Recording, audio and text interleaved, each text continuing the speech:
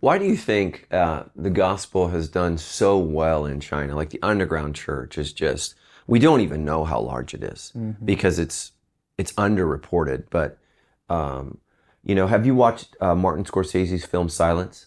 No, I read the book. I haven't seen Yeah, the film. well, I tell people, make sure it's the happiest day of your life, and have Zoloft ready because That's right. because it is just like story. I needed counseling after that. But it's one of the greatest films ever. But it's interesting. It's really the story of the gospel taking off in Japan. Yeah. And it's with the lowly, the low caste people who were rejected, unloved, unseen.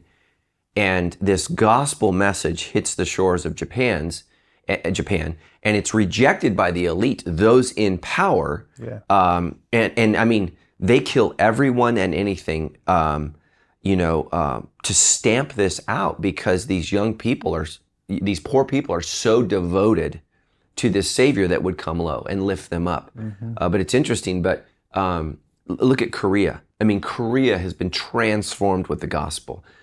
China, even in Vietnam now as we speak. So in these high shame, high honor cultures, the gospel, when it's understood, speaks. And then we look in the West where we've kind of divorced ourselves from shame and honor culture. I mean, I think not completely, but the gospel goes nowhere because nobody feels ashamed and nobody feels guilty and nobody is aspiring to what I would call classical honor. I think we still have it, right? If you're liberal, you wear your mask, you're triple vaxxed, right? You've taken the oath. And if you're conservative, right, no masking, I have an immune system, right? So, I mean, it's still in some sense in these communities, but it's not, I still think in the East, there's a universal sense of shame. Yeah. Like in China, like if your child is put to death, they send you a bill for the bullet. Yeah. All right. Yeah. I mean, think about that. You as a parent have done something wrong. Yeah. We talk about the lack of homelessness in Japan.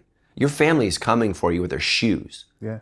Like this is not happening, because your life is a statement It's a reflection of us. It's a reflection of us. Yeah, that's right. We're in the West, right? We don't know what to do with this drug addict person with mental illness, and so we just kind of let them go. Yeah.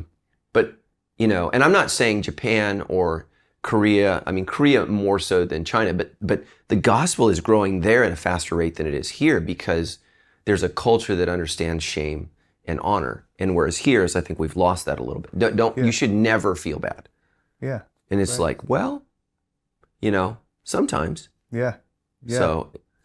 Yeah. Here I'm out of my depth. So okay. This is a good question for social scientists and the like, but that's not a reason not to talk about it. Yeah. we just say what we I think. never let a lack of expertise prevent me from having an opinion. Okay, good.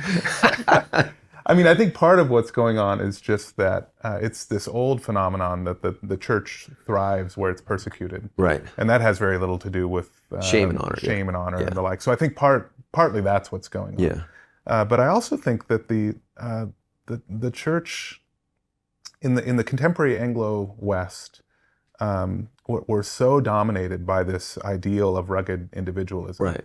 And I think certainly shame and honor have a really hard time finding a place. If you don't care what other people think about you, then there's no reason to be worried about shame. I mean, shame is just shame and honor are your standing in society. Well, Who cares about it? Yeah, and let me say this. If we don't care what other people think about us, does society even have a shot? Yeah.